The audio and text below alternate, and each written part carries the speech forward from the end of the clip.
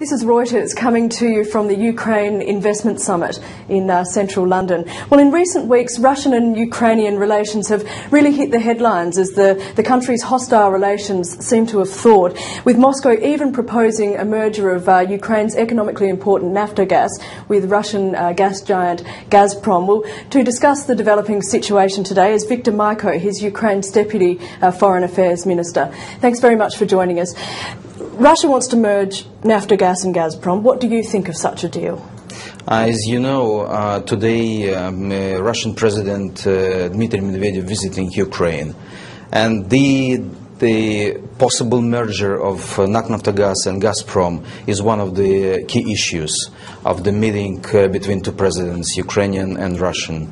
Our attitude or our assessment of this offer came from Russian side is very clear and transparent. So we wouldn't mind to discuss it. We wouldn't mind to discuss possible unification of the systems.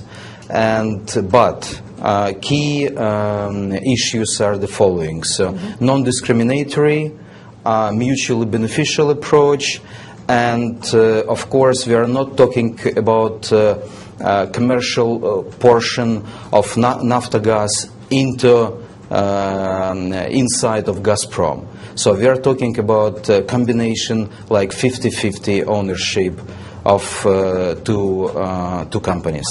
It is principle. Also, gas transportation system will be discussed not as part of this company, but a part of joint management of this system. So Ukraine is registering an interest. Are you confident that some deal could happen?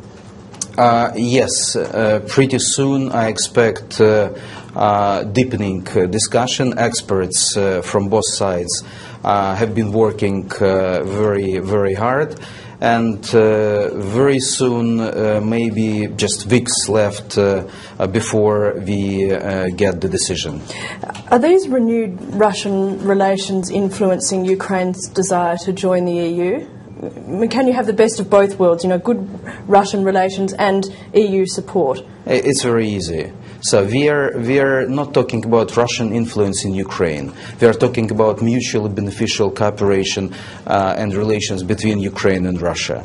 And from that point of view, there is no contradiction between Ukrainian-Russian and Ukrainian-EU relations. Is Ukrainian policy becoming pro-Russian, though? No, not at all. It's not pro-Russian, it's pro-Ukrainian.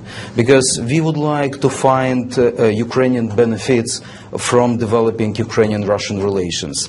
And from my point of view, European Union as a whole and European countries are very interested in stabilization in Ukrainian-Russian relations, because no one wants to repeat things which happened quite recently, a year, 2-3 years ago. So everyone in Europe, both politics and commercial sector, want to see stable, transparent and reliable relations between Ukraine and Russia.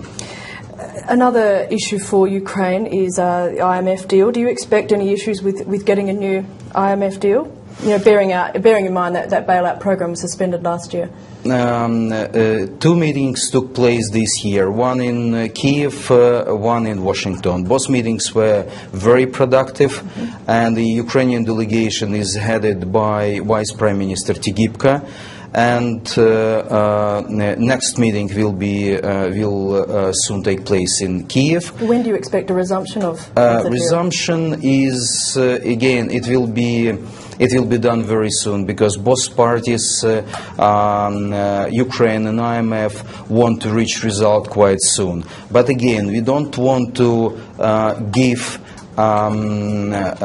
promises we are not capable to follow. So we would like to fix the agreements that are manageable from both sides. And what about the 19 billion you're after? Will you get all of that? Will you get some of that? We prefer to get maybe not all of them, but biggest part of this. So that's it, and it's explainable because Ukraine presented sectors and directions of using and instruments of using these loans. How much are you looking for? 5 billion. Yes.